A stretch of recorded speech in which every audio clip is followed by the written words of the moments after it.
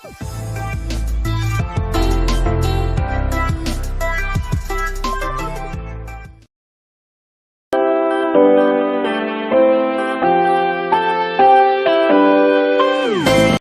महत्व होते हैं।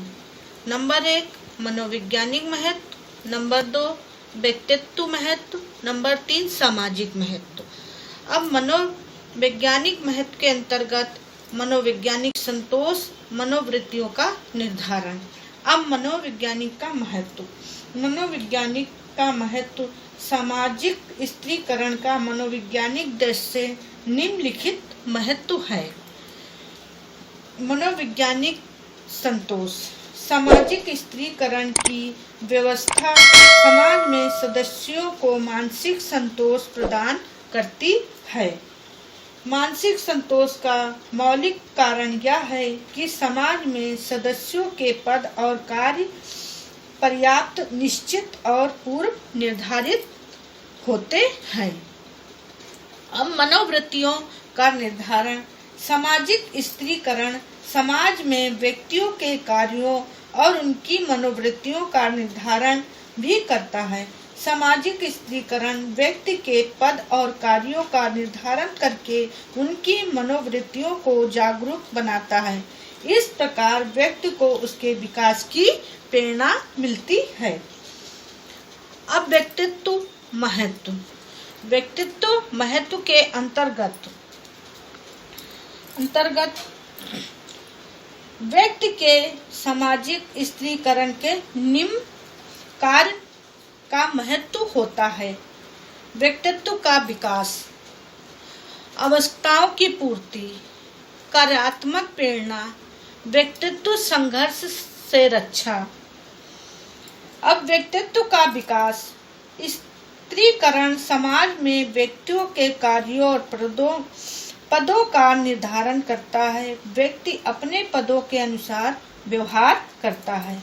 इस प्रकार मानव व्यक्तित्व के विकास में मदद होती है। आवश्यकताओं की पूर्ति। सामाजिक स्त्रीकरण में व्यक्तियों की आवश्यकताओं की पूर्ति का भी साधन है। मानव आवश्यकताएं अनंत होती हैं। मनुष्य की अनेक आवश्यकताएं ऐसी होती हैं जिनकी पूर्ति के लिए व्यक्ति को अनौपचारिक समूह की सदस्यता स्वीकार करनी पड़ती है। अनेक मानव आवश्यकताएं ऐसी होती हैं कि जिनकी पूर्ति मात्र उन्नत प्रौद्योगिकी के द्वारा ही संभव है।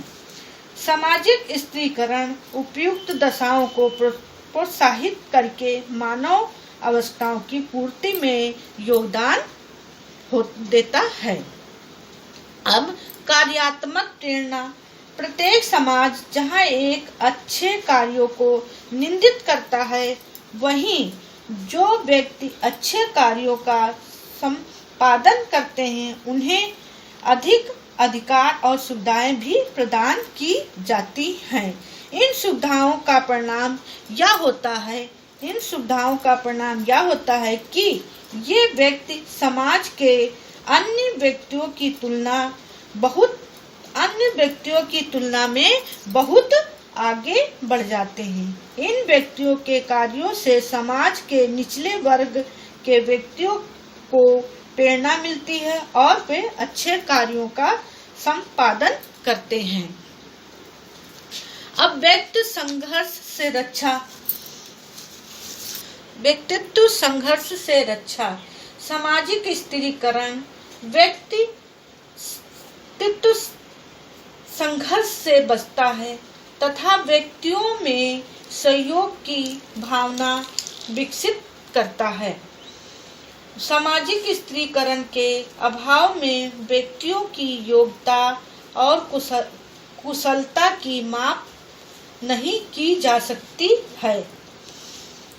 व्यक्ति संघर्ष को जन्म देता है। सामाजिक स्त्रीकरण व्यक्ति के अधिकार और कर्तव्यों का पर्याप्त निश्चित करके उन्हें संघर्षों से बचाने की मदद करता है। अब सामाजिक महत्व के अंतर्गत सामाजिक संगठन, सामाजिक प्रगति, परिवर्तन में प्रोत्साहन, संघर्ष से रक्षा, श्रम विभाजन। अब सामाजिक संगठन स्त्रीकरण, श्रम विभाजन और विशेषीकरण को प्रोत्साहित करता है। इससे व्यक्ति के पद और कार्यों का निर्धारण होता है। इसके परिणाम स्वरूप समाज के सदस्य स्वीकृत मापदंडों और मूल्यों की सीमा से अपने अधिकार और कर्तव्यों का पालन करते हैं। इससे सामाजिक संगठन में मदद मिलती है। अब सामाजिक प्रगति। सामाजिक स्त्रीकरण सामाजिक संगठन स्थापित करता है। सामाजिक संगठन समाज की वह अवस्था है जिसमें समाज के सभी सदस्य अपने पूर्व निर्धारित उद्देश्यों के अनुसार कार्य करते हैं। जब सभी सदस्य अपने अपने कर्तव्यों का पालन करेंगे तो इससे समाज की प्रगति में मदद मिलेगी।